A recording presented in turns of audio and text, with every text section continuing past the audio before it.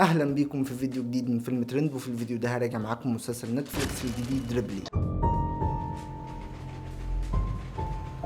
May I ask you to describe Thomas Ridley?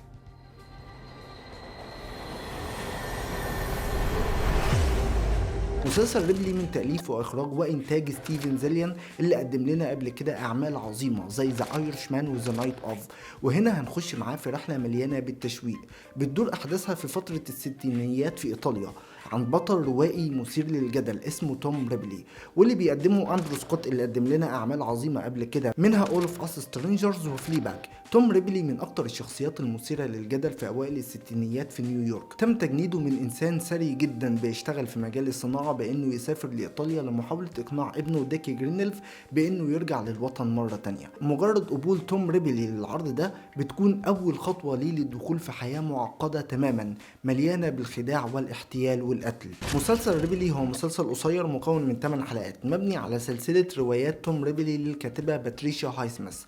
مسلسل ريبلي طبعا من المسلسلات التقيلة ومليان تفاصيل مشبعة للشخصية، هياخدك في رحلة عميقة للتعرف على طمع الإنسان بشكل مرضي، هيخليك تتساءل أسئلة كتير علشان تفهم شخصية ريبلي، لأن الحقيقة هي شخصية مريضة معقدة ولكنها تتميز بالذكاء الشديد جدا للخروج من كل توريطة دخل نفسه فيها. شخصية مليانة بالغموض، والحقيقة أنا حابب إني أشيد بالكتابة هنا لأن على مستوى الكتابة فالشخصية مكتوبة بشكل عبقري، قدرت تطلع قاتل عرف يستغل كل تفصيلة من حياة الضحية، وده طبعا بدخوله وتطفله بشكل مش طبيعي في حياة ريتشارد ديكي وياخد منها أسباب يثبت من خلالها إنه لسه على قيد الحياة، وكمان يطلع منها مبررات لغيابه لأن ديكي كان فيه علامات استفهام كتير جدا في حياته منها إنه كان مثل الجنس. فريبلي هنا عارف يوصل لتفاصيل من حياته على أساس إنه الشخص المقرب ليه، فسره بكل تأكيد موجود عنده.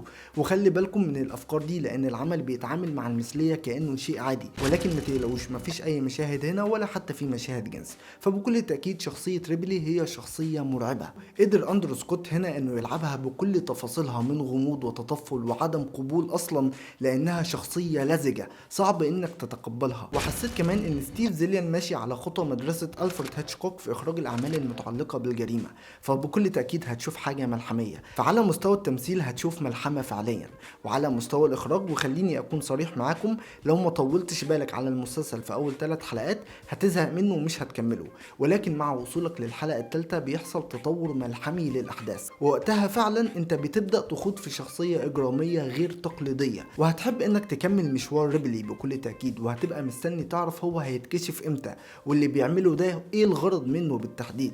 شخصية احتيالية غير طبيعية. اللي محبتهوش هنا هو ان الأحداث بتاخد وقت طويل ومملة إلى حد ما، لأن في مشاهد كاملة بتتنقلك عن طريق الصورة بدون وجود حوار، منها الممتع ومنها اللي بياخد وقت طويل على الشاشة بدون حوار أصلا بيوصلك للملل بدون تطور للأحداث نفسها. ولكن إجمالا العمل مليان تشويق وغموض، ومن أجمل قصص الجريمة اللي ممكن تشوفها في حياتك لأنها مكتوبة حلوة أوي الحقيقة.